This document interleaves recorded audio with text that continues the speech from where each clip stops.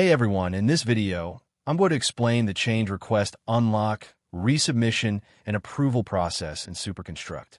Once the creator submits the change request, the approver will be notified through email, as well as via an in-app pending task and notification. Click on the pending task to navigate to the change request. On this screen, the approver will review all the details. The approver has three options: approve, reject, and unlock. If the approver rejects the change request, it cannot be edited again and the process ends. If the approver feels that some changes are required, they can choose to unlock the change request.